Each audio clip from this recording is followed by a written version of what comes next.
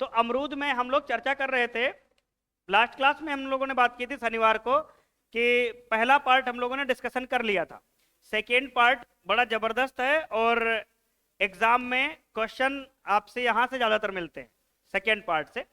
तो second part में पहला ही पॉइंट हमारा होगा ना कि जेली वाला आप लोग पढ़ते होगे मामला, जेली के बारे में हम और ज्यादा आपको जलाएंगे आगे चलकर, परंतु अभी जेली के बारे में उतना ही जलाएंगे जितना कि आपको एक खेती में बताना चाहिए।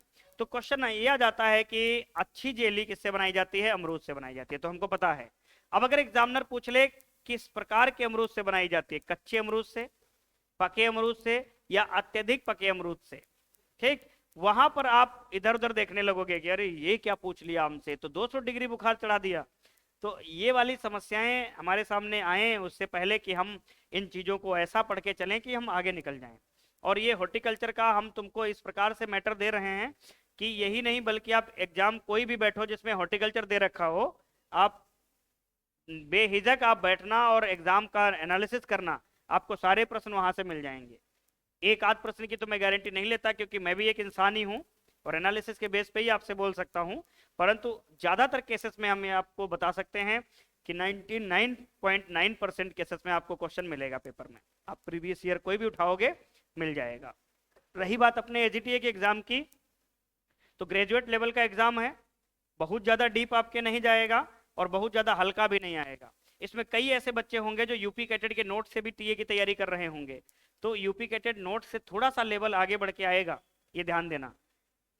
बहुत सारे बच्चे अभाव रहता है, उनको अवेयरनेस नहीं होती है कि वो कोई एक नोट्स मिल गया एग्रीकल्चर का, एग्रोनॉमी लिखा है, उसका मतलब वो समझ लिए कि ये सब में आ जाएगा। ये नहीं समझना अपने आप को। बहुत सारे बच्चे भारत भारती की 11th वाली किताब पढ़ते रहते हैं। कई बच्चे हमसे पूछने लगे, एक दिन लाइब्रेरी है ममरी में हमारे, तो उस लाइब्रेरी में मैं पहुंच गया तो एक बच्चा भारत भारती की 11th की बुक पढ़ रहा था। तो हमने कहा ये कौन सी तैयारी कर रहे हो, क्योंकि शकल से हमको मूछ दाढ़ी वाला लगा, तो हम समझ गए यूपी कैटेड वाला नहीं होगा। तो वो कहा टीए की तैयारी कर रहे हैं। तो हमने कहा भैया इससे बढ़ के लेवल पढ़ाई करो। तो उसको पता नहीं था कि मैं टीए की तैयारी कराता हूँ, क्योंकि मैं जिस क्षेत्र का रहने वाला हूँ यहाँ 2014 के बाद बहुत ही कम रहा हूँ, तो लोग कम जानते हैं इधर। तो फिर बाद में उसको हमने बताया कि हाँ पढ़ो इसको भी, परंतु इसके साथ साथ और भी चीजें पढ़ो ताकि तुम्हारा सिलेक्शन ना रुके। अब तुम 25 नंबर सोचे हो एग्रोनॉमी आएगा, नहीं, एग्रोनॉमी के 15 से लेकर 18 ही प्रश्न मिलेंगे आपको, बाकी क्या मिलेगा आपको? हॉर्टिकल्चर देखने को मिलेगा। और हॉर्टिकल्चर में कौन सी चीजें? क्रॉप को आप बढ़िया से एकदम महीन महीन बारीक सी मतलब छन्नी से छान छान के पढ़ो। कहने का मतलब है ये जरूरी नहीं कि तुम 10 घंटे पढ़ लिए, 10 पेज पढ़ लिए। आप ये करो कि सुबह से लेके शाम तक जितना पढ़े हो, सोने से पहले एक बार रैपिड फायर रिवीजन मार दो। भले तुमको कुछ भी ना उसमें पल्ले पड़े, आप मन को संतुष्ट कर दो। मन संतुष्ट मतलब कि एक बार यार सोने से पहले मार ही लेते हैं रिवीजन, मन संतुष्ट हो गया ना तुम्हारा, तो सब कुछ संतुष्ट है। ये मन ही बहुत खतरनाक होता है। मन का विश्वविद्यालय होता है, यहाँ बहुत सारी डिग्रियां चलती रहती हैं ऑनलाइन, जब चाहो वो आप ले सकते हो। तो इसको संतुष्ट करना बहुत जरूरी होता है। अगर ये संतुष्ट है तुम्हारे अंदर एकाग्रता आ जाएगी। कई सारे बच्चे तो उस दिन ऑफिस में पहुंच गए, तो वो 12 बंकी वाले भैया पूछने लगे योगा सर करने ज्वाइन कर लें क्या? योगा? हमने कहा योगा से कुछ होने वाला है क्या? मेडिटेशन, मेडिटेशन ज्वाइन कर रहे थे ना तुम रायबरेली वाले भैया? हाँ, तो मेडिटेशन, ये सारी चीजें हमको तब अच्छी लगती हैं ऑन स्क्रीन, कोई मोबाइल में बता रहा हो कि इतना पढ़ो, ऐसे पढ़ो, वैसे पढ़ो। हम लोग इतने वयस्क हो चुके हैं, हमारे लिए सबसे बड़ा मोटिवेशन हथियार जानते हो कौन है? पर मंथ की सैलरी। इससे बड़ा कोई मोटिवेशन नहीं। आप रात में सोने से पहले करो, हाय 40,000 कम मिलेगा ये मुझे, ठीक, ये सबसे बड़ा मोटिवेशन है। इससे बड़ा मोटिवेशन कोई नहीं है। बाकी मोटिवेशन वीडियो देखने के बाद तुम फिर से वही बालू की तरह आ जाओगे। बालू को पानी डालो, गीला करो, आकार दे दो, सूखने के बाद फिर बालू। तो बच्चा एक बालू होता है, वो मोटिवेशनल वीडियो देख देख के खूब बालू वाली फीलिंग लाता है। असली मोटिवेशन सैलरी वाला है, उसी को आप फॉलो करो कि कब मिलेगा हाय 40,000, तेरी बड़ी तमन्ना है तुझसे। एंगेजमेंट ही कर लेना, शादी करे, कम से कम 40,000, मतलब एक भरोसा हो जाए पेपर होने के बाद, हाँ कि हमारा हो जाएगा सिलेक्शन, बस। चलो आगे बढ़ते हैं। अमरूद की खेती, कल्टीवेशन ऑफ गुआवा।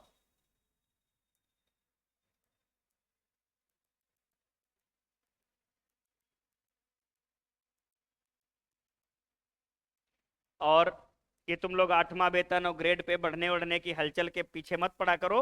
जो वर्तमान में चल रहा है उसको लेने की फिराक में रहा करो। ठीक, अमरूद की खेती।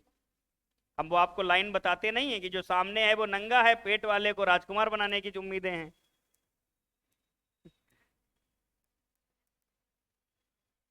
भाई गाँवों में क्या होता है, जो सामने बच्चा पैदा हो चुका होता है उसको हम खाना नहीं सही से देते हैं, खिलाते नहीं हैं। और जो पेट वाला होता है, ओए मेरा बेबी आएगा, इसको ऐसे रखूंगा वैसे रखूंगा, तो वो क्या होती है, सिर्फ लोफड़ पच्चीसी होती है कि हाँ हमको बताना है समाज को ऐसा ऐसा करेंगे।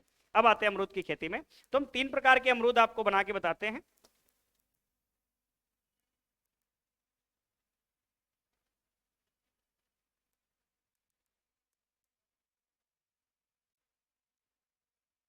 ठीक है, ये एक अमरूद है। ये कैसा अमरूद है? कच्चा।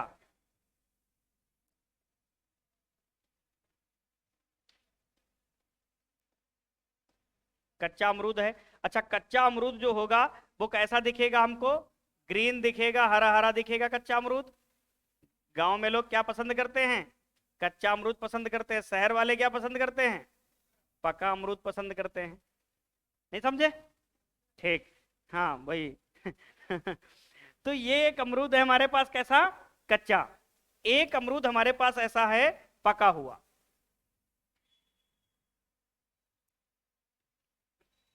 कैसा अमरूद है? पका हुआ।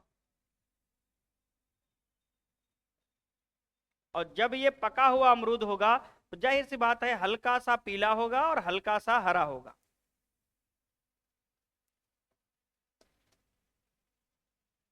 हल्का सा पीला होगा, हल्का सा हरा होगा ये अमरूद। उसके बाद एक अमरूद और बना लेते हैं, एकदम उसको हाथ से पकड़ो ना, फूट जाए, पका, अत्यधिक पका हुआ। वो ज्यादातर पका हुआ अमरूद होता है, तो इस प्रकार से हम लोग ज्यादा पका हुआ वाला भी अमरूद बना लेंगे, अत्यधिक पका हुआ।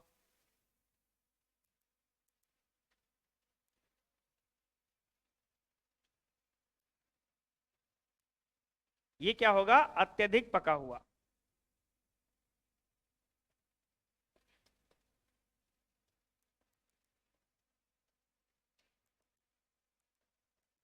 ये फुल्ली राइपेंड है, ये राइपेंड है, ये पार्सली राइपेंड है, मतलब मैच्योर है मगर पूरी तरीके से पका हुआ नहीं है। तो ये 3 प्रकार के अमरूद की हम लोग बात करते हैं। तो ये 3 प्रकार के अमरूद हमारे सामने लगे हुए हैं। अब इन अमरूद के बारे में हम थोड़ा पेक्टिन पे चर्चा करने वाले हैं। कच्चा वाला जो अमरूद होता है, इसमें पेक्टिन जो पाया जाता है वो पाया जाता है 1.5%। आया हुआ पेपर में क्वेश्चन है। बाकी अमूमन हम लोग पढ़ते हैं अमरूद में पेक्टिन कितना, 1% होता है। परंतु कच्चा अमरूद जो होता है इसमें पेक्टिन की मात्रा कितनी रखते हैं हम लोग? 1.5%। तो इसमें पेक्टिन की अगर बात आ जाए तो पेक्टिन का काम क्या होता है भैया? अमरूद या कोई भी फल होता है उसको कठोर बनाना। तो इसमें पेक्टिन कितना होता है? 1.5% होता है। पके हुए अमरूद की अगर हम बात करें तो इसमें पेक्टिन कितना होगा? 1% के आसपास होगा। इसमें पेक्टिन 1% होगा या 1% से कम भी होता है, 0.9% तक के केसेस में हम इसको दर्ज कर सकते हैं। अत्यधिक पका हुआ जो होगा इसमें पेक्टिन कम होता है, 1 से कम होता है। यानी कि अगर हम बात करें तो 0.7%, 0.8%, इस प्रकार से ऐसे होगा कि 1% से कम होता है। ठीक है। अब जो कच्चा अमरूद होता है इसमें पेक्टिन होता है ज्यादा। क्या होता है? ज्यादा होता है। जैसे जैसे यहां पर एथाइलिन जो होता है उसका कंसंट्रेशन बढ़ता है, तो एथाइलिन क्या करता है, इस पेक्टिन को क्या करता है, घोल देता है। और जैसे ही पेक्टिन घोलने लगता है, अमरूद या कोई भी फल होगी उसकी स्किन कैसी होने लगती है, सॉफ्ट होने लगती है। जब तक पेक्टिन ज्यादा रहेगा उसकी स्किन रहेगी हार्ड। जैसे ही एथाइलिन का कंसंट्रेशन बढ़ेगा, एथाइलिन का कंसंट्रेशन बढ़ता है पके हुए फल में ज्यादातर, ठीक। तो कच्चा होगा तो एथाइलिन का लेवल यहां पर कम होगा, तो एथाइलिन लेवल कम होगा तो पेक्टिन ज्यादा होगा। जैसे जैसे एथाइलिन का लेवल बढ़ेगा क्या होगा, पेक्टिन घुलने लगेगा। एथाइलिन का लेवल ज्यादा बढ़ जाएगा तो पेक्टिन क्या होगा, घुलने लगेगा। तो यहां पर अगर हम बात करें एथाइलिन,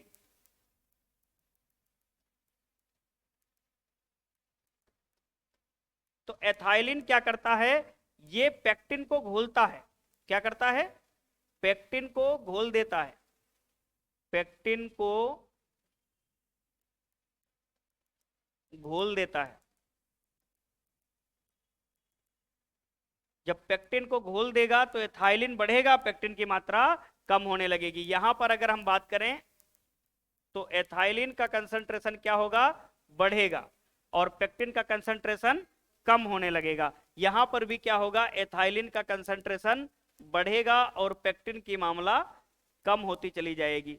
पेक्टिन क्या होगा, कम होता चला जाएगा। जैसे जैसे फलों में पेक्टिन कम होगा तो फल क्या होगी, उसकी स्किन सॉफ्ट होने लगेगी, मुलायम दिखेगी हमको। पेक्टिन जब कम होगा तो फलों की स्किन सॉफ्ट होने लगेगी। अच्छा, सबसे बेस्ट क्वालिटी का जो जेली बनाया जाता है वो पके हुए अमरूद से बनाई जाती है। किससे, पके हुए अमरूद से बनाई जाती है। तो ध्यान देना, जेली के लिए सबसे उपयुक्त, जेली बनाने के लिए सबसे उपयुक्त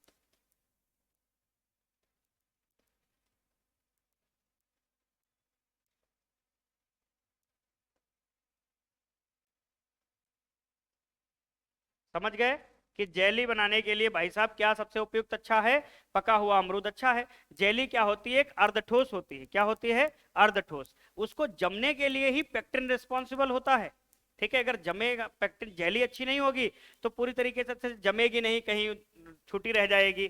तो अच्छी जेली बनाने के लिए कौन सा फल होगा भैया हमारे पास, अमरूद। और कौन सा अमरूद होगा, पका हुआ। कितना पेक्टिन होगा, 1% होगा। ये बात समझ में आ गई। कच्चे अमरूद में अगर पेक्टिन पूछ लिया जाए तो क्या जवाब दोगे, 1.5% होता है। ये बात ध्यान रखना। तो ये तो मामला था पेक्टिन से जुड़ा हुआ जो हम आपको बता दिए।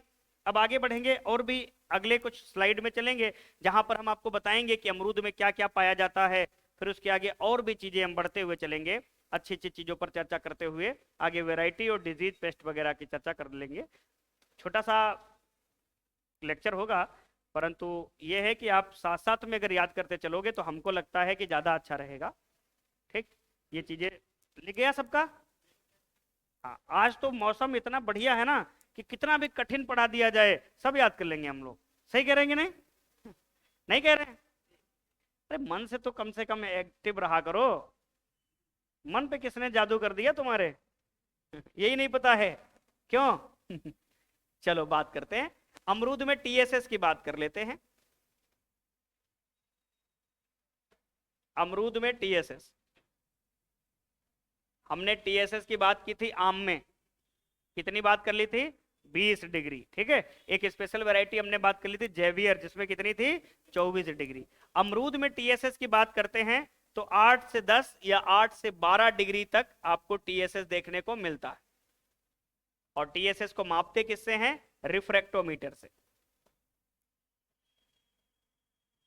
रिफ्रैक्टोमीटर से मापते हैं। ठीक है, किससे मापेंगे, रिफ्रैक्टोमीटर से माप लेंगे हम लोग। ये बात हम यहां पर निपटा लिए। ठीक है, अमरूद में टीएसएस की बात। अब अमरूद में विटामिन सी भी पाया जाता है, पता है ना आपको? ठीक, बहुत अच्छी बात है।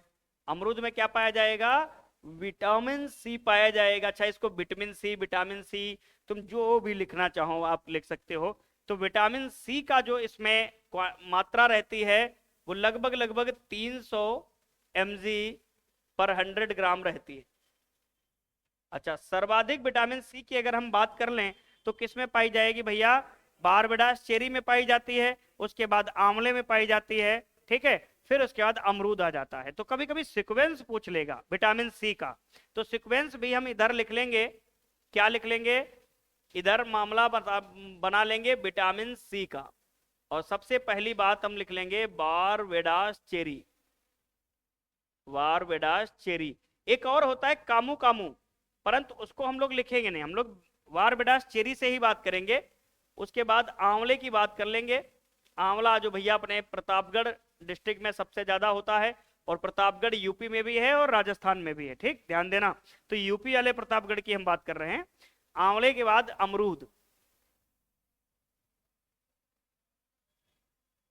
इस प्रकार से हमने कुछ बना दिया।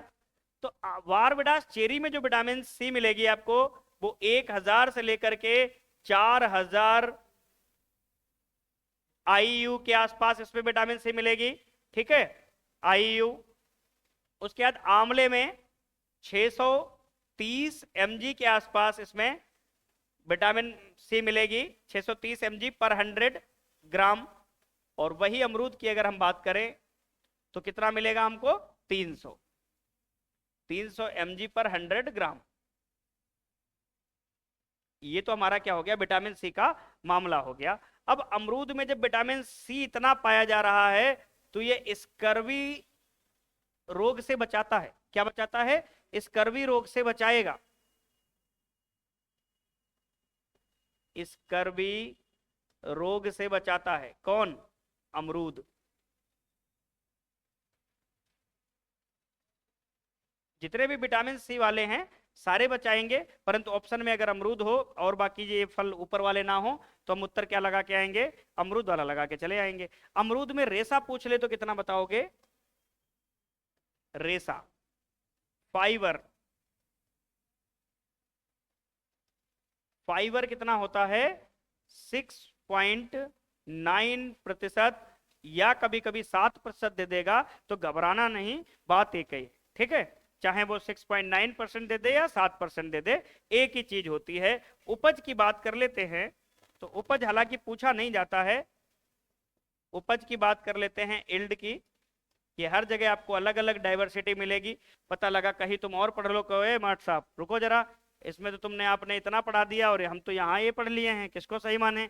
तो हम पहले बता दे रहे हैं, उपज उपज को तुम कहीं सही नहीं मानोगे। ये सब बायाती चीजें होती हैं, बस आप लिखो और भूल जाओ। ठीक है, वो कहता नहीं है 2 पैग मारो और भूल जा, तो उपज ये जो सारी चीजें होती हैं ये भूलने के लिए होती हैं। अब आप कहोगे भूलने के लिए तो लिखा काहे रहे हो? अगर हम ना लिखाएं तो तुम्हारे दिल में दौरा पड़ जाएगा कि सर इसका उपज नहीं लिखा है आप, तो उस दिल के दौरे को भी क्या करना है? थाम के रखना है हमको।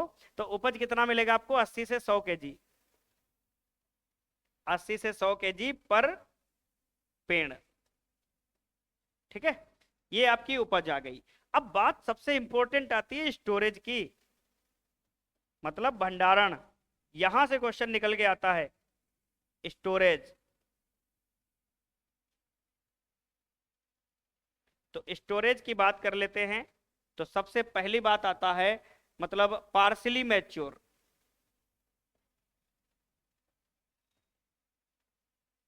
पार्सली मैच्योर मतलब अधूरा पका हुआ अगर फल है, पार्सली मैच्योर है, तो हम इसको कितना डिग्री टेम्परेचर पर क्या करेंगे? इसकी उपज के बारे में बात करेंगे। ठीक है, पार्सली मैच्योर अगर फ्रूट है तो हम इसको कितने डिग्री पर टेम्परेचर पर क्या करेंगे? इसको भंडारित करेंगे।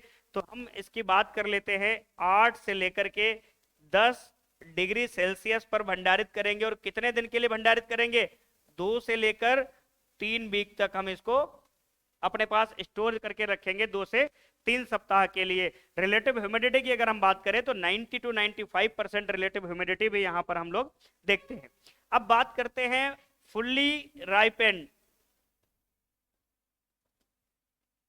फुल्ली राइपेंड फ्रूट, पूरी तरीके से पका हुआ जो फल होगा उसको हम 5 से लेकर के 8 डिग्री सेल्सियस पर और 1 सप्ताह के लिए हम क्या करेंगे? भंडारित करेंगे। बाद में उसको क्या करेंगे? मार्केट में ले जाएंगे। ठीक है, तो ये तो हो गया इसके भंडारण की क्षमता, भंडारण का मामला। अब हम लोग देखेंगे इसकी हार्वेस्टिंग कब करते हैं। हार्वेस्टिंग वैसे तो अगर बात करें अमरूद की, तो फूल आने से 5 महीने के अंदर अंदर हम लोग क्या कर लेते हैं? हार्वेस्टिंग कर लेते हैं। तो ये नहीं पूछा जाएगा कि कितने दिन में हार्वेस्टिंग करते हैं, स्टेज पूछ लिया जाता है। जैसे ग्रीन फर्म स्टेज एक होता है, एक होता है आपका पूरी तरीके से जो मैच्योर हो जाता है फल, पीला पीला सा दिखने लगता है, वो मैच्योरिटी इंडेक्स होता है, मैच्योरिटी इंडेक्स होता है उसका, ये लिख लेंगे हम लोग। लिख लिया? ये नहीं लिखे हो? अच्छा, अमरूद कैसा है? ट्रॉपिकल है, सब ट्रॉपिकल है, कैसा है अमरूद? कौन सी जलवायु का पौधा है? हाँ, अब आपस में तुम लोग भिड़ने लगे, मतलब एक एग्जैक्ट वैल्यू बताओ हमको, ट्रॉपिकल है या सब ट्रॉपिकल है? 2 में से ही उत्तर पूछ रहे हैं। हाँ, ट्रॉपिकल है। कितने बच्चे ऐसे हैं जो सब ट्रॉपिकल के केस में उत्तर कर रहे हैं? उष्ण जलवायु, ठीक। और सब ट्रॉपिकल वाले कितने हैं?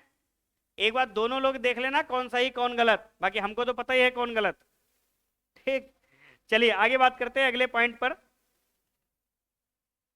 अमरूद में जो फल आते हैं या फूल आते हैं नई टहनियों पर आते हैं, न्यू ब्रांच पर। ठीक है, अमरूद में क्या आते हैं? फूल आते हैं न्यू ब्रांच पे। ये कहानी लिखो,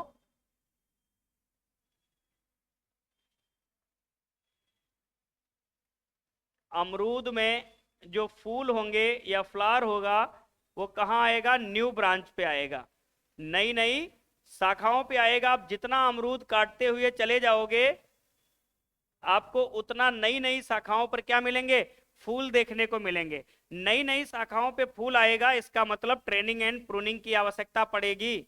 पड़ेगी कि नहीं पड़ेगी? तो अमरूद के लिए ट्रेनिंग एंड प्रूनिंग की आवश्यकता पड़ेगी।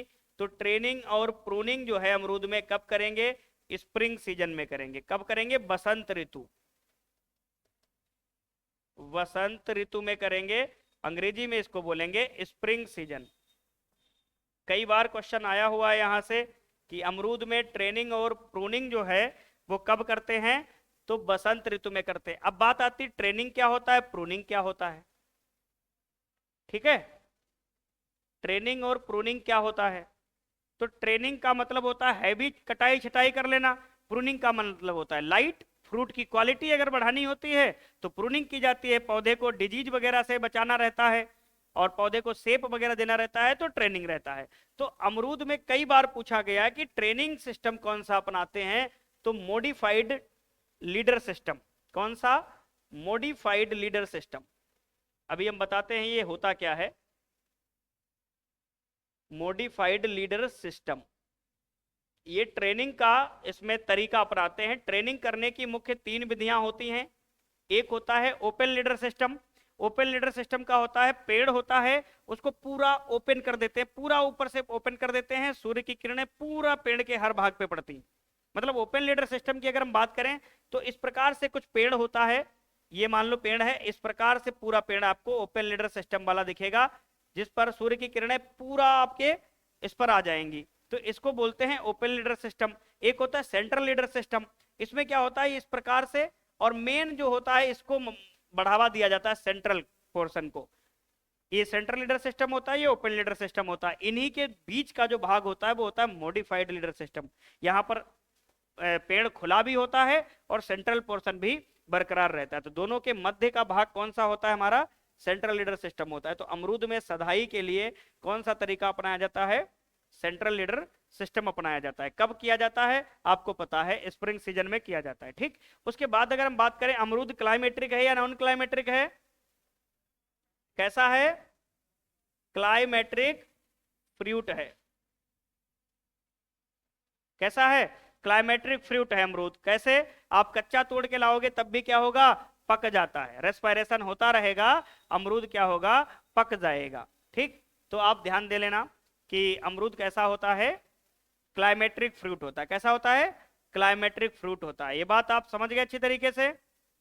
चलिए आगे हम लोग बढ़ते हैं और चर्चा करते हैं इसके मूल वृंत पर, कि मूल वृंत या रूट स्टॉक। यहां से भैया भर भर के क्वेश्चन आया हुआ है पेपर में, मूल वृंत, रूट स्टॉक। थोड़ा यहां पर समझने की भी बात है कि मूल वृंत से क्वेश्चन क्या आ जाएगा। सबसे पहला मूल वृंत हम लोग लिखते हैं पूषा सृजन। क्या लिखते हैं, पूषा सृजन। इसी को बोलते हैं एन्यूप्लॉइड 82। क्या बोलते हैं इसको, एन्यूप्लॉइड 82। इसका दूसरा नाम होता है एन्यूप्लॉइड 82। अब इससे कितना प्रश्न पूछा जा सकता है ये हम ध्यान देंगे। एन्यूप्लॉइड 82 जो होता है ये कैसा होता है, ड्वार्फ होता है। क्या होता है, ड्वार्फ, मतलब बौना मूल वृंत। क्या पूछा जाएगा, बौना मूल वृंत कौन सा है, तो आपका एन्यूप्लॉइड 82। ये कैसा होता है भैया, टेट्रासोमिक होता है। कैसा होता है, टेट्रासोमिक होता है। अब यहां से क्वेश्चन कैसे आता है, कभी पूछ ले आपसे कि पूषा सृजन में गुणसूत्र कितने होते हैं, आप अक्सर गलत करके आ जाओगे क्वेश्चन। हाँ, अरे नहीं भैया 33 नहीं होते हैं। पहले टेट्रासोमिक का मतलब तो जानो क्या होता है। टेट्रासोमिक का मतलब होता है 2n+2, 2n+2, ये होता है टेट्रासोमिक का मतलब। ट्राइसोमिक का 2n+1। ठीक, तो 2n कितना है अमरूद में, 22 और +2 कितना हो गया, 24। तो गुणसूत्र अगर पूछा जाए पूषा सृजन में तो कितना लगा के आओगे? 24 लगा के आओगे। ठीक, ये गलती अगर आपसे होने वाली होगी और पेपर में मान लो ऐसा प्रश्न आ गया तो आप गलत नहीं करके आओगे। ठीक है, दूसरी बात, ये जो पूषा सृजन होता है इसका कहाँ प्रयोग करते हैं? तो इलाहाबादी सफेदा प्रजाति में इसका प्रयोग करते हैं। कहाँ करते हैं? इलाहाबादी सफेदा, इलाहाबादी सफेदा प्रजाति में प्रयोग करते हैं।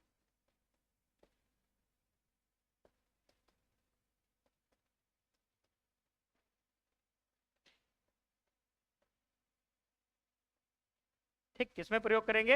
इलाहाबादी सफेदा में प्रयोग करेंगे। इलाहाबादी सफेदा क्या है? उकठा रोग के प्रति क्या है? रेसिस्टेंट। तो ये कहानी ये हो गई। दूसरी कहानी हम लोग लिखते हैं चाइनीज गुआवा।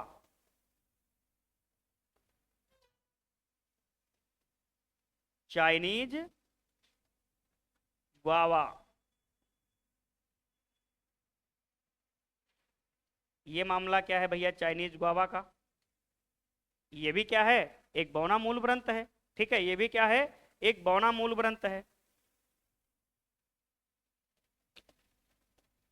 बौना मूल ग्रंथ है, ड्वार्फ रूट स्टॉक है। इसका नाम क्या होता है? ये सबसे बढ़िया बात है। इसका नाम अगर पूछा जाए साइंटिफिक नेम या वैज्ञानिक नाम, तो सीडियम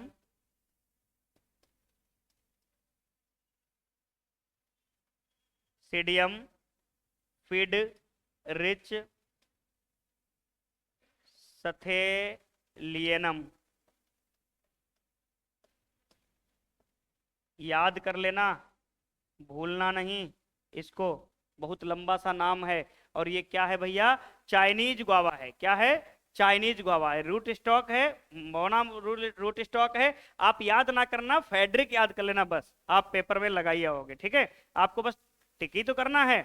आप नहीं याद कर पा रहे हो फेडरिक सथेलेनियम, तो आप नहीं याद करो। कौन कहता है कि कहाँ लिखा है कि एमबीबीएस डॉक्टर ने लिखा है कि तुमको याद करना है? आप टेक्निक अपना लो, बस आपका काम हो गया। सबसे बड़ी बात इसमें क्या पूछी जाएगी? तो बड़ी बात ये पूछी जाएगी कि उकठा, जिसको बोलते हैं विल्ट, एवं सूत्रकृमि, जिसको बोलते हैं निमेटोड। सूत्रकृमि, प्रतिरोधी, प्रतिरोधी मूल ग्रंथ।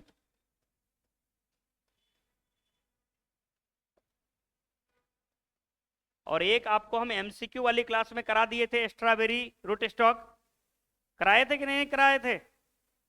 हमने बताया था ना सीडियम कैटेलेनियम, पढ़ाया था, पहले ही ऑप्शन था सीडियम कैटेलेनियम। तो वो आपका स्ट्रॉबेरी गुआवा पूछ लिया जाए कहीं कि स्ट्रॉबेरी गुआवा का साइंटिफिक नेम क्या है, तो सीडियम कैटेलेनियम होता है उसका। ठीक है, आप याद रखोगे। आपको याद करने के लिए यही दो इंपॉर्टेंट हैं जो आपके सामने हमने लिख दिया। एक तो चाइनीज रूट स्टॉक मतलब चाइनीज गुआवा, और दूसरा पूषा सृजन। यही दो पूछे जाते हैं, इसके अलावा आपको नहीं याद करना, कोई भी याद नहीं करने की जरूरत है, ये पर्याप्त है आपके लिए। अब अगली हेडिंग हमारी क्या होगी? वैरायटी, प्रजातियां। और 5 या 6 प्रजातियां हम आपको बताएंगे जो आपको याद कर लेनी है।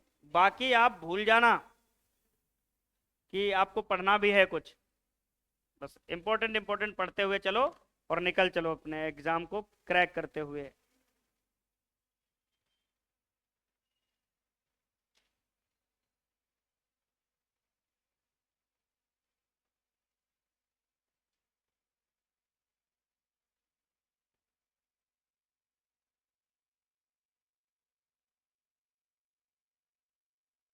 लिख डाला?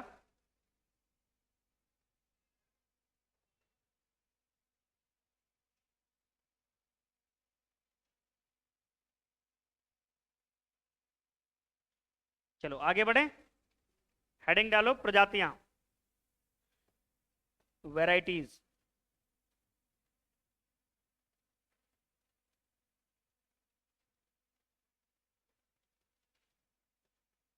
नोट्स अच्छा बनाते हुए चल रहे हो कि नहीं? साथ में ही बनाते चलना नोट्स। तुम्हारे नोट्स का उपयोग बहुत सारे बच्चे कर लेंगे। तो प्रजातियों के ऊपर जब हम चर्चा करेंगे तो हमारे नज़र में पहली वैरायटी आती है, क्योंकि अपना लखनऊ खूबसूरत शहर है, जानते हो कि नहीं जानते हो? लखनऊ की शाम, अरे वाह अरे वाह।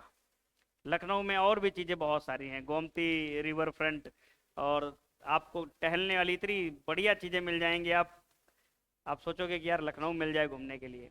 आपको मैं बताऊं ना कि लखनऊ में सबसे पहली बार 2014 में गया था बीएचयू का एंट्रेंस एग्जाम देने, बनारस सेंटर लगा तो लखनऊ होके ही जाना था हमको। उसके बाद 10 साल तक मैं लखनऊ होके गुजरा, मगर कभी ऐशबाग, कभी कैसरबाग, तो कभी डालीगंज, कभी चारबाग, उसके अंदर कभी जाने का मौका नहीं मिला।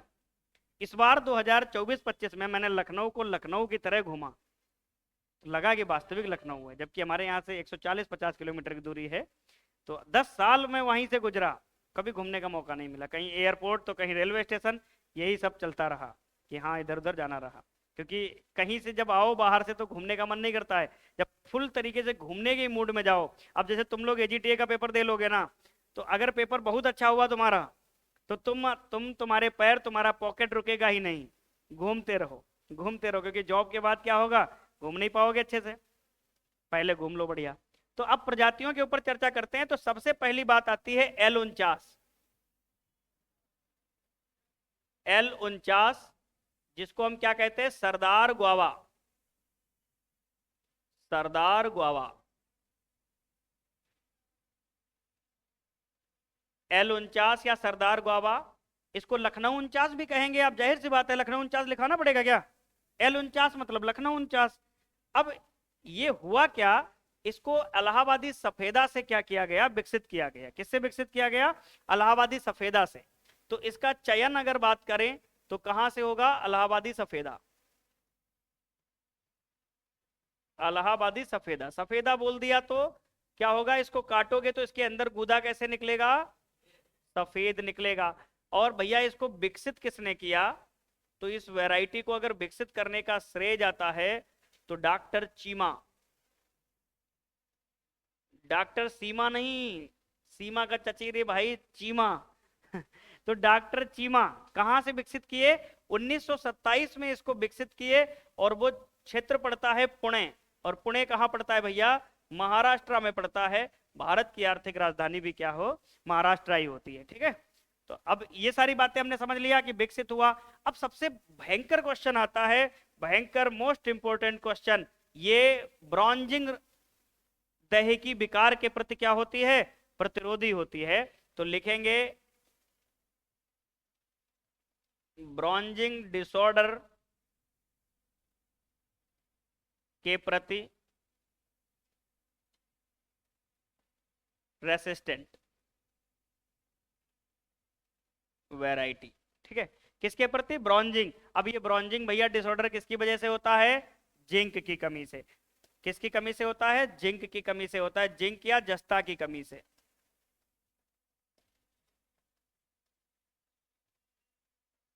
जिंक या जस्ता की कमी से।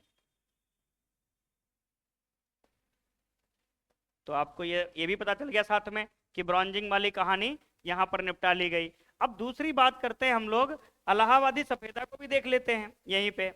तो इलाहाबादी सफेदा की बात कर लेते हैं। इलाहाबादी सफेदा,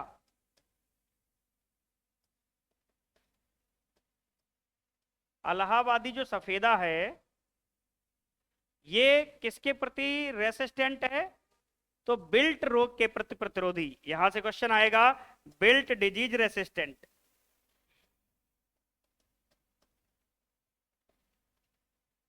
बिल्ट डिजीज के प्रति रेसिस्टेंट।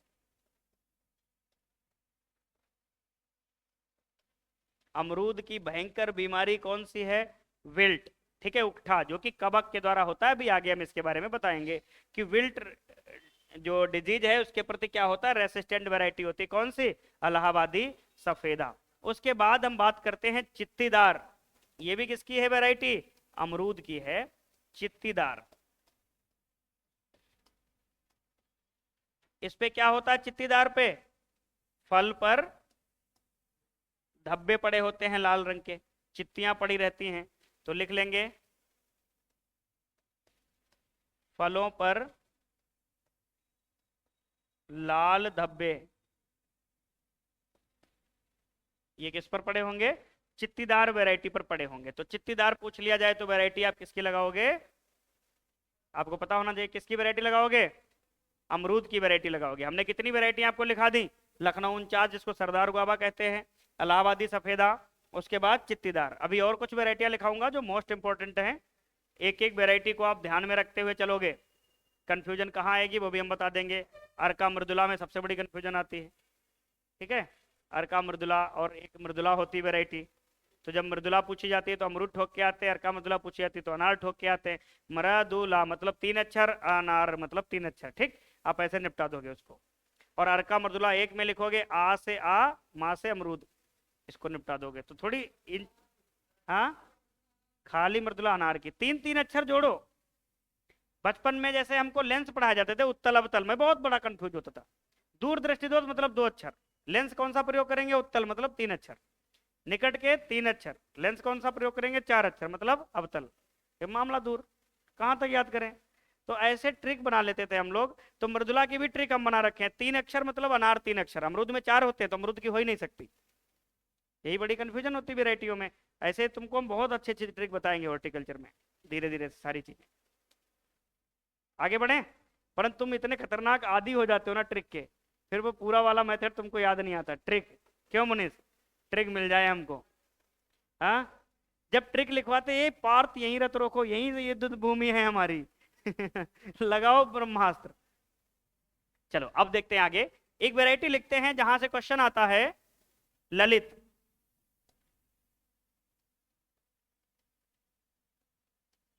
ललित वैरायटी से क्वेश्चन क्या आएगा? गूदे का रंग, लाल रंग का गूदा। कैसा गूदा आएगा? लाल रंग का गूदा, लाल रंग का गूदा। और दूसरा पॉइंट इसमें आएगा, CISH से विकसित। CISH कहां भैया पड़ता है? लखनऊ। ये वही संस्थान है जहां पर आम अनुसंधान केंद्र भी है। यही सबसे पहले मैंगो हार्वेस्टर यंत्र को बनाया था, और यही सबसे पहले इजराइल द्वारा तैयार मिडो आर्चर्ड को इंडिया के अंदर सबसे पहले अगर किसी ने अडॉप्ट किया तो CISH ने अडॉप्ट किया, ठीक। जो मिडो आर्चर्ड हम लोग पढ़ते हैं ना, 2x1 वाला अतिसघन बागवानी जो गोवा में, वो इंडिया के अंदर अगर सबसे पहले अडॉप्ट किया तो CISH ने। तो आप अगर लिखना चाहो तो लिख सकते हो यहां पर, इजराइल द्वारा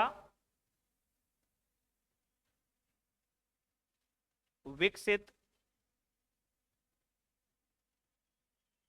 इजराइल द्वारा विकसित मिडो आर्चर्ड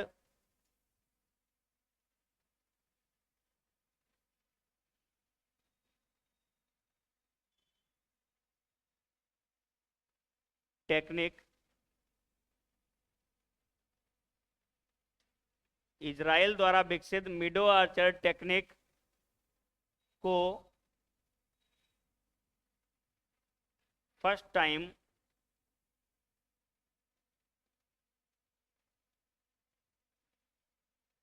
एडॉप्ट किया। किसने? CISH ने, या प्रयोग किया। बात एक ही, ठीक है।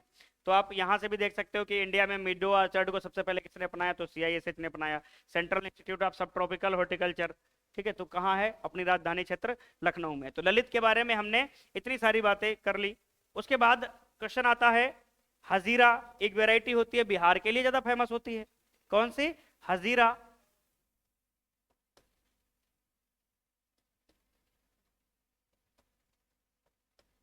हजीरा किसके लिए? बिहार के लिए फेमस।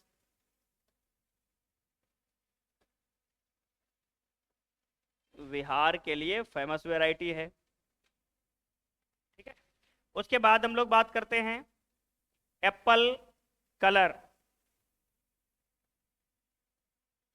एप्पल कलर ये भी किसकी वैरायटी है? ग्वावा की वैरायटी है। एप्पल सेप मैंगो की थी रोमानी, और एप्पल कलर किसकी? ग्वावा की। बिल्कुल लाल रंग की होती है, सेब जैसी दिखती है। आप इलाहाबाद क्षेत्र में बहुत देखने को मिलेगा, रेलवे स्टेशन वगैरह पे जाओगे तो एप्पल कलर अमरूद आपको देखने को जल्दी मिल जाएगा। तो एक तो एप्पल कलर हो गया। दूसरा श्वेता किसकी वैरायटी है? अमरूद की वैरायटी है। अर्का मृदुला, अर्का मृदुला सॉफ्ट सीडेड वैरायटी होती है। अर्का मृदुला किसकी है? अमरूद की है। परंतु खाली मृदुला यहीं पे निपटा लेना। खाली मृदुला अगर पूछ लिया जाए तो किसकी लगाओगे? अनार की लगाओगे। क्या लगाओगे? अनार की लगाओगे। अर्का मृदुला पूछ लिया जाए तो किसकी वैरायटी लगाओगे? अमरूद की लगाओगे। हप्सी, हप्सी भी किसकी वैरायटी है? आपकी अमरूद की वैरायटी है। क्या है? हप्सी अमरूद की वैरायटी है। एक होता इलाहाबादी सुर्ख, गुलाबी रंग के गूदे के लिए मानी जाती है अच्छी वैरायटी। इलाहाबादी सुर्ख आप लिख सकते हो।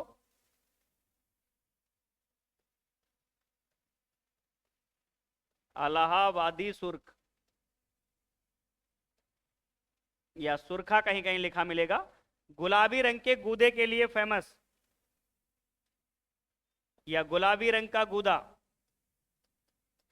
गुलाबी रंग का गूदा। अब एक आता है सीडलेस, बीज रहित। तो बीज रहित वैरायटियां कुछ देख लेते हैं। यहां से पेपर में क्वेश्चन आ जाता है तो बच्चे कई बार क्वेश्चन गलत करते हैं। जैसे क्वेश्चन आता है नागपुर सीडलेस, तो अधिकतर बच्चा लगाता है संतरा की वैरायटी। किसकी लगाता है? संतरा, क्योंकि नागपुर ज्यादातर रिलेटेड किससे है? संतरा से है। तो बीज रहित प्रजातियों की अगर ऊपर चर्चा करें तो सबसे पहले सहारनपुर सीडलेस, सहारनपुर सीडलेस। उसके बाद नागपुर सीडलेस, नागपुर सीडलेस। और देन उसके बाद बेहद कोकोनट, बहुत इंपॉर्टेंट वैरायटी, बेहद कोकोनट।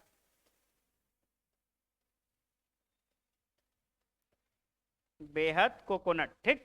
ये तीनों वैरायटियां कैसी होती हैं? सीडलेस होती है, इनके अंदर बीज नहीं होते हैं। तो आप इनको भी याद रखोगे तीनों को, नागपुर सीडलेस और बेहद कोकोनट, ये दोनों मोस्ट इंपॉर्टेंट वैरायटी मानी जाती है गुआवा की। आप नोट कर लो इनको। फिर एक आध अपने संकर वैरायटियां पढ़ लेते हैं, फिर मामला समाप्त हो जाएगा अपना।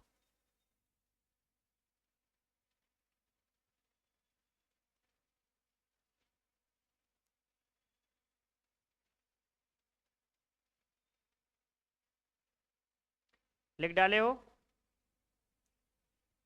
नहीं लिखे हो अभी?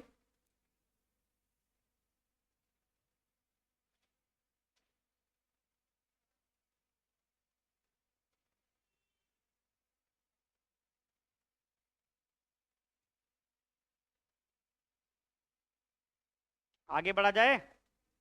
चलो, अब एक दो हाइब्रिड वैरायटी लिख लेते हैं, संकर प्रजातियां।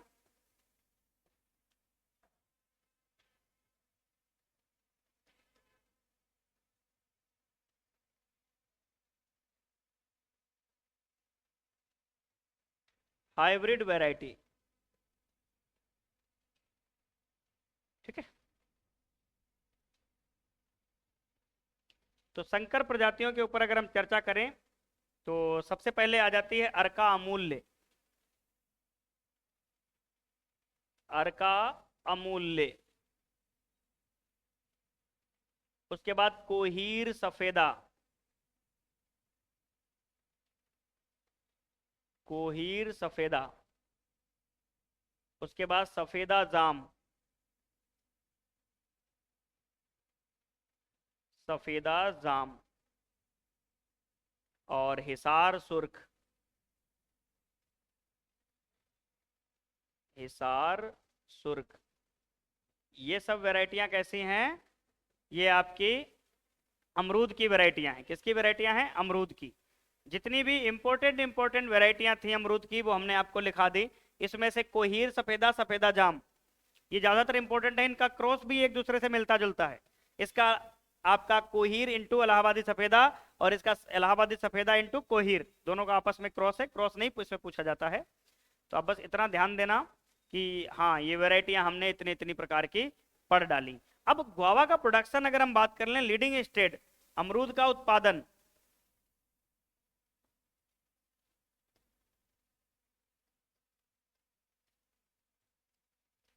तो अमरूद के उत्पादन की अगर हम बात करें तो हमारा उत्तर प्रदेश जो है नंबर 1 पर है। और उत्तर प्रदेश के बाद दूसरा स्टेट आता है बिहार, और बिहार के बाद आता है आपका आंध्र प्रदेश। तो 3 ऐसे स्टेट हैं जहां पर गुआवा का प्रोडक्शन ज्यादा देखने को मिलता है। और खास तौर पे अपना यूपी, इसको हम भूलेंगे नहीं। सबसे ज्यादा आप पुरानी किताबें पढ़ोगे तो एमपी आपका प्रोडक्शन में आएगा, कि 2 ढाई 3 साल पुरानी किताब आप देखोगे तो वहां पर एमपी प्रोडक्शन में था। आज एमपी नहीं है हमारा, कौन सा है, यूपी है। ठीक है, तो सबसे ज्यादा गुआवा का प्रोडक्शन कहाँ हो रहा है, यूपी। यूपी एक क्या है, गुआवा किंग के नाम से जाना जाता है। भाई पूरे इंडिया के अगर देखें हम तो गुआवा किंग कहलाता है यूपी, अमरूद का राजा। सबसे ज्यादा प्रोडक्शन यही करता है। अब हम लोग पढ़ेंगे अमरूद में रोग और कीट। ठीक है, यही हमारे पास बचा हुआ है पढ़ने के लिए, बाकी सब हमने क्या किया, तुमको पढ़ा दिया। अब एक भी पॉइंट ऐसा नहीं बचेगा कि हमने छोड़ा हो आपके लिए, सब कुछ निपटा लिया। अच्छा, कितने ऐसे बच्चे हो जो बचपन में अमरूद के पत्ते में नमक लपेट के पान का स्वाद लिए हो? कितने लोग हो?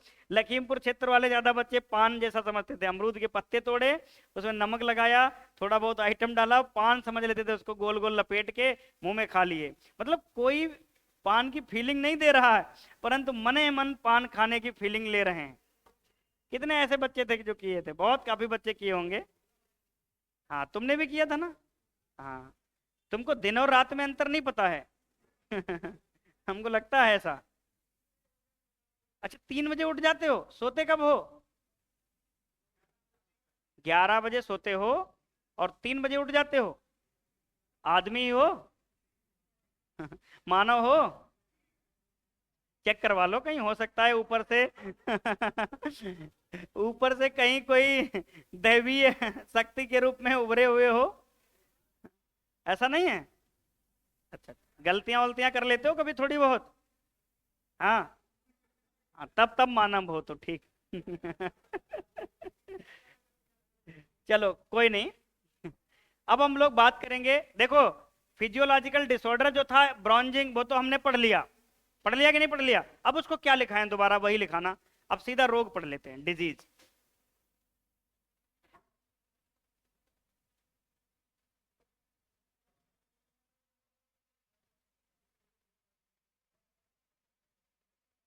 डिजीज के केस में हम पहला डिजीज पढ़ेंगे बिल्ट डिजीज, उकठा।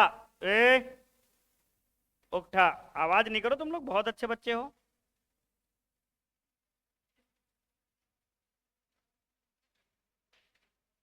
Wilt disease. तुम लोग इतने अच्छे बच्चे हो कि तुम्हारा सिलेक्शन होगा तो पूरा यूपी जानेगा, नहीं जानेगा? हाँ, तो मेहनत करते रहो, बस सिलेक्शन की ओर भागो। इसको क्या बोलेंगे, उकठा। कहीं कहीं उकठा लिखा होगा, परंतु उकठा रोग इसको बोलते हैं।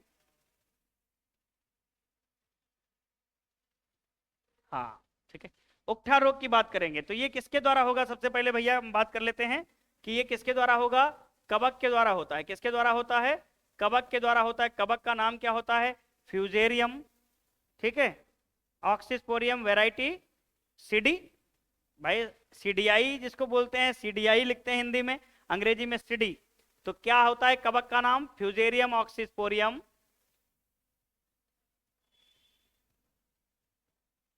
फ्यूजेरियम ऑक्सीस्पोरियम, ऑक्सीस्पोरियम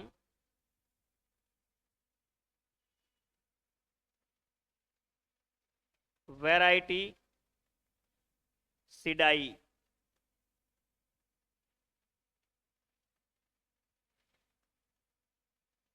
ठीक है, ये होता है कवक, जिससे लगता है क्या, उकठा। अब सबसे पहली बात आती है सर्वप्रथम 1935 में। लिखिए, सर्वप्रथम। यही वाला क्वेश्चन आज हमने यूट्यूब पे भी डाला है, कम्युनिटी पोस्ट में। ठीक है, सर्वप्रथम 1935 में। पहले इलाहाबाद था, अब प्रयागराज है। ठीक है, तो हम क्या लिखेंगे, सर्वप्रथम 1935 में इलाहाबाद, और अब क्या है, प्रयागराज।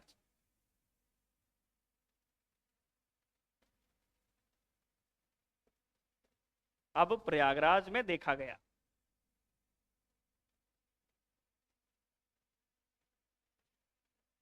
में देखा गया। ठीक, ये कहानी हो गई। अब अच्छा, इसको मारते कैसे हैं? बिल्ट डिजीज सबसे ज्यादा कहां लगता है, तो ध्यान देना, सर्वाधिक प्रकोप इसका कहां देखने को मिलेगा? ये क्वेश्चन एएफओ में भी आया हुआ क्वेश्चन है।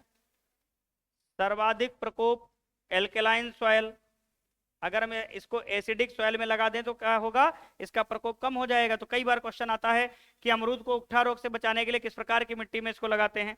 एसिडिक सॉइल में लगा देते हैं। तो इसका प्रकोप सर्वाधिक कहाँ होगा?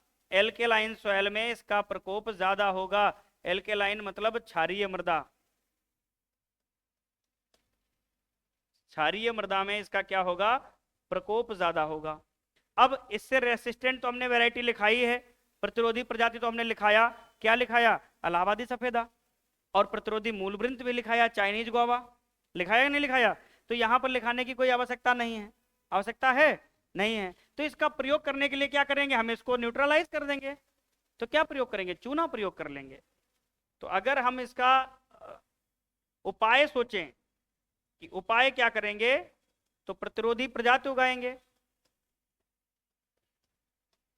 सबसे पहली बात क्या अपना लेंगे? प्रतिरोधी प्रजाति। कौन सी? इलाहाबादी सफेदा, इलाहाबादी सफेदा। और प्रतिरोधी मूलवृंत भी हम इसका लगा लेते हैं। प्रतिरोधी मूलवृंत कौन सा? Chinese guava.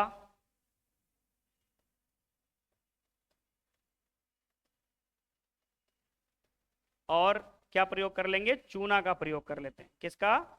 चूना का प्रयोग।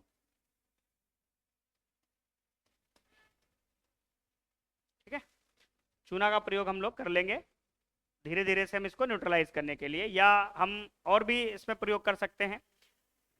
फंगस प्रयोग कर लेंगे, फंजीसाइड प्रयोग कर लेंगे, सॉरी फंगस बता रहे हैं, फंजीसाइड प्रयोग कर लेंगे, इसको हम मार देंगे। तो बिल्ट डिजीज से संबंधित आपसे क्वेश्चन क्या आएगा? किससे लगता है? कवक से। कहाँ खोजा गया? प्रयागराज में। सर्वाधिक प्रकोप एल्कलाइन सॉइल, आप इसको नोट कर लेना, इसको भूलना नहीं। और प्रतिरोधी प्रजात, प्रतिरोधी मूलवृंत, ये तो हो गया मामला बिल्ट का, इसको हमने देख लिया। अब आगे बढ़ेंगे अगले रोग की ओर। अगला रोग बहुत छोटा है और बस स्पेशल है। स्पेशल इसलिए है कि बाकी फ्रूट में जो कैंकर लगता है वो बैक्टीरिया के द्वारा लगता है, परंतु अमरूद में जो कैंकर लगता है वो कवक के द्वारा लगता है। ठीक है, ये अंतर है, तो ध्यान देना। कभी कभी क्वेश्चन आ जाता है गुआवा कैंकर या अमरूद का कैंकर रोग, कैंकर डिजीज।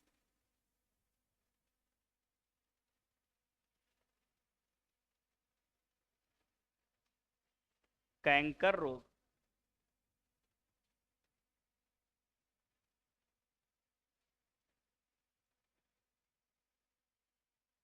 कैंकर रोग गुआवा में किसमें लगता है? कवक के द्वारा लगता है। और यही अगर नींबू का कैंकर हो तो किससे लगेगा? जीवाणु से लगेगा। अभी नींबू हम अगली क्रॉप पढ़ाएंगे जब आपको सिट्रस, तो आपको वहां बताएंगे कि ये बैक्टीरिया के द्वारा लगता है। किसके द्वारा लगता है? बैक्टीरिया के द्वारा लगता है। अब कवक के द्वारा ये हो रहा है। कवक का नाम क्या होता है? पेस्टालोसियोप्सिस। ठीक है, लिखो पेस्टालोसियोप्सिस।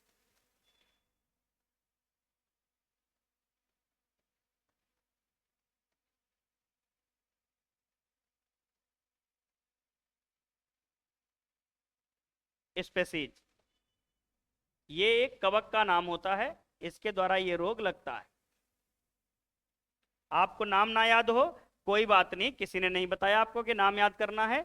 बस हाँ, इतना ध्यान दे लेना है कि कैंकर अमरूद में किसके द्वारा लगेगा? कवक के द्वारा लगेगा। बस इतना आपको ध्यान रहे, ज्यादा आपको नहीं ध्यान रखना है। ठीक है, उसके बाद श्यामबरण, जिसको बोलते हैं एंथ्राकनोज।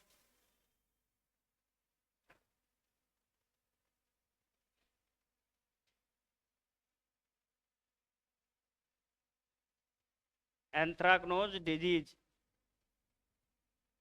आगे स्पेसीज की जगह सिडाई लिख लेना, कोई दिक्कत नहीं। श्याम बरण रोग, श्याम बरण रोग, ये भी किसके द्वारा लगेगा भैया? कवक के द्वारा लगेगा। कौन सा कवक होता है? या तो कोलेटोट्राइकम होगा या ग्लोस्पोराइड्स होगा। तो कोलेटोट्राइकम सिडाई, कोलेटोट्राइकम सिडाई।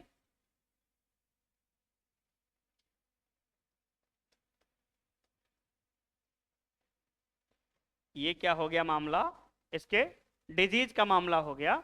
ये हमने इसमें डिजीज देख लिए। अब एक कहानी छोटी सी बचती है पेस्ट वाली, इंसेक्ट वाली, उसको भी हम लोग धीरे धीरे से पढ़ लेते हैं। ठीक है, ये डिजीज वाली कहानी निपटा ली है हम लोग, अब पेस्ट वाली कहानी पढ़ते हैं, फिर कल अपनी अगली क्रॉप पढ़ेंगे। 3 क्रॉप हमने फिनिश कर ली, मैंगो, पपाया और गुआवा। अब मेजर रूप से क्रॉप इतनी बची हुई हैं, बनाना, सिट्रस, एप्पल, पोमग्रेनेट, लीची। ठीक है, ये 5 क्रॉप अभी मेजर बची हुई हैं, फिर बाकी माइनर बेर छोटी छोटी क्रॉप हैं, उनमें बहुत ज़्यादा नहीं पढ़ना, ट्रेनिंग प्रूनिंग वगैरह, फूल आना, ये सब वेराइटी वगैरह, तो नॉर्मल नॉर्मल सी क्रॉप हैं। जो बड़ी बड़ी क्रॉप्स हैं वो 5 क्रॉप्स और बची हुई हैं बस। हॉर्टिकल्चर का मेजर पोर्शन यही कवर कर लेते हैं। बाकी सब्जियों में तो नॉर्मल सी चीज़ें, बहुत ज़्यादा कॉन्सेप्चुअल चीज़ें नहीं बतानी पड़ती हैं, वो जल्दी जल्दी आप लोग पढ़ लोगे। मेन होता है फ्रूट क्रॉप का ही मामला, इसमें टाइम लगता है थोड़ा। तो अब हम लोग देखते हैं इंसेक्ट पेस्ट ऑफ गुआवा।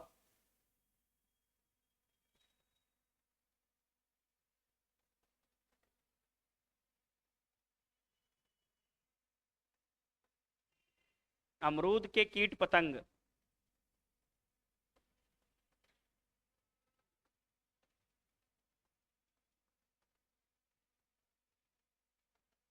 अमरूद के कीट पतंग,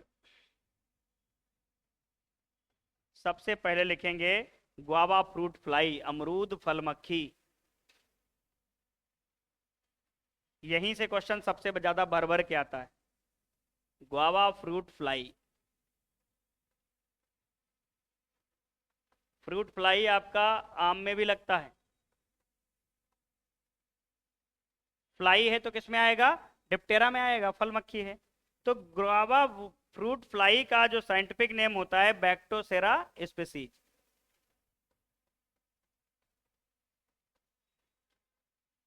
बैक्टोसेरा स्पीसीज।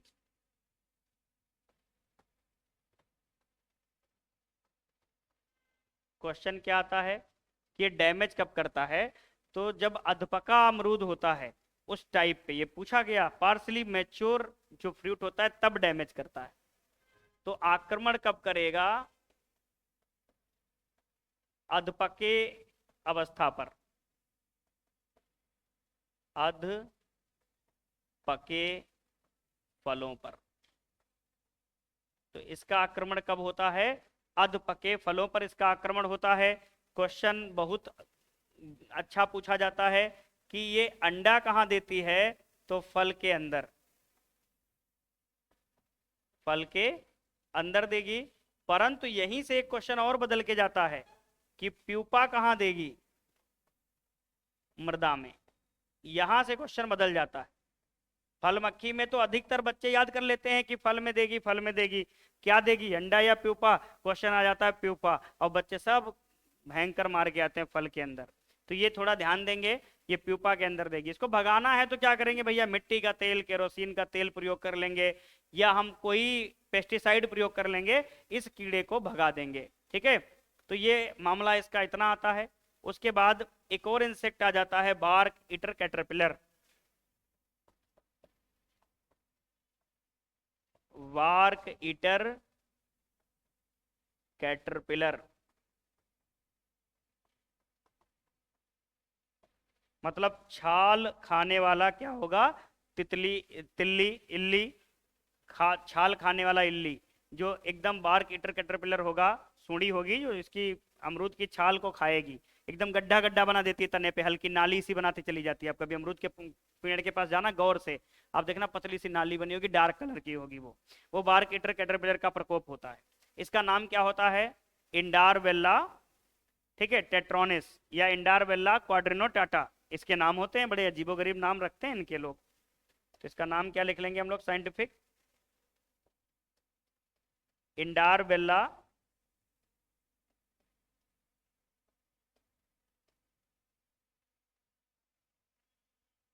टेट्रोनिस,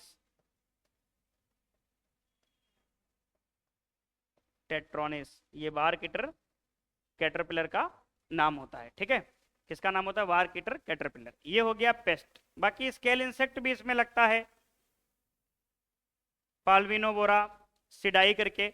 तो वो भी लगता है वो इतना इंपॉर्टेंट नहीं। दो कीट इंपॉर्टेंट थे जो आपका, एक है गुआवा फ्रूट फ्लाई, दूसरा है वार कीटर कैटरपिलर।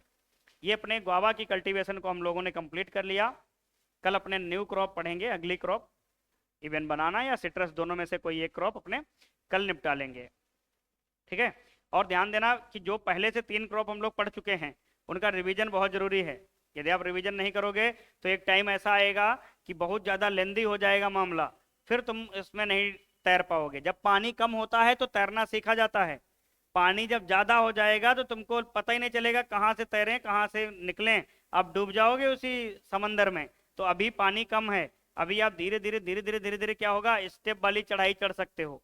जैसे ही 10 क्रॉप हुई ना, तुम हौच पौच हो जाओगे, तुम पहले की तरह ही अवसाद से घिर जाओगे। तो अभी आपके पास वक्त है, यदि आपको हमारी बातें सुनाई दे रही हैं तो भी आपके पास वक्त है कि आप अपने ही वक्त में क्या करना है, अपने वक्त को और अच्छा कर लेना है। नहीं तो फिर वही होगा जो पहले से हम बोले थे नहीं किए थे, अब जो पछता रहे हो आने वाले समय में भी पछताओगे। तो यदि अभी आप मान लोगे, सारी चीजें पढ़ लोगे तो आपका ज्यादा अच्छा हो जाएगा। नोट्स प्रिपेयर करो अपना, ये नहीं कि जब जो मन आया वो कॉपी उठा लाए लिख लिए, अब बाद में घर गए तो उसको उतार ही नहीं रहे। अब जब पढ़ने बैठे संतरा की खेती तो पता लगा 2 पेज तो लिखे हैं, आगे के पेज गायब, वो दूसरी कॉपी में है, वो मिल ही नहीं रहे हैं, तो अधूरा संतरा चल रहा है तुम्हारा। तो ये काम नहीं, पूरी नोट्स प्रिपेयर करना चाहिए बढ़िया से। और तुम लोग मक्कारी वाली दुनिया में ज्यादा भागते हो, कंफर्ट जोन। भाई कंफर्ट जोन क्या भागते हो कि सर पीडीएफ दे दो मैं फोटोकॉपी करवा लूं। पीडीएफ से पढ़ाई नहीं होती है। जितनी पढ़ाई आप बिना पीडीएफ से कर लोगे उतनी पीडीएफ से कभी नहीं होगी पढ़ाई, होगी नहीं होगी। भाई हम यहाँ लिख रहे हैं बोर्ड पे किस लिए, ताकि तुम जब तक हम लिखें तब तक तुम लिखो, और दोनों लिखोगे दोनों को याद होगा, हमको भी याद होगा तुमको भी याद होगा। हमको याद है तो हमेशा के लिए सेव रहेगा। ये परमानेंट एक होता ना CTRL+PS, परमानेंट सेव, मतलब कंप्यूटर में ऐसा नहीं होता है, हमने अपने मन से बोला है। आप ये बोलना कि ये कब से आने लगा, तो आपके दिमाग में भी CTRL+PS लगा लो, परमानेंट सेव वाला। सोते जागते उठते बैठते खाना बनाते समय क्वेश्चन दागो, AK-47 जैसे क्वेश्चन निकलने चाहिए। रूममेट कभी भी अच्छा क्वेश्चन नहीं पूछता है, हमको पता है। अगर आप कहो रूममेट से कि भैया डिस्कशन कर लो तो पूछेगा मैंगो का वैज्ञानिक नाम। एक बार हम तैयारी कर रहे थे, हम लड़के से पूछा, हमने कहा यूपी के हमसे पूछ लो, हमने तैयारी अच्छी कर रखी है। तो उसने पूछा यूपी के मुख्यमंत्री, उस समय अखिलेश जी थे। हमने अखिलेश जी बताया, कहा तुम्हारे पापा का नाम, का हमने बता दिया। कहा यार तैयार तो है। मन में ये लगा कि यार बाहर होते तुम क्लास के। तो ऐसा होता है कि रूममेट कभी अच्छा क्वेश्चन नहीं पूछता है। तो फालतू का समय भी मत बर्बाद करना, अच्छे से आप प्रिपेयर करो, कभी लगे तो हमसे आर्गू कर लेना, क्वेश्चन को लेके कोई डाउट हो, वहां से ज्यादा बेनिफिट मिलता है। ठीक है, मिलते हैं फिर अगली क्लास में, आज के लिए इतना ही।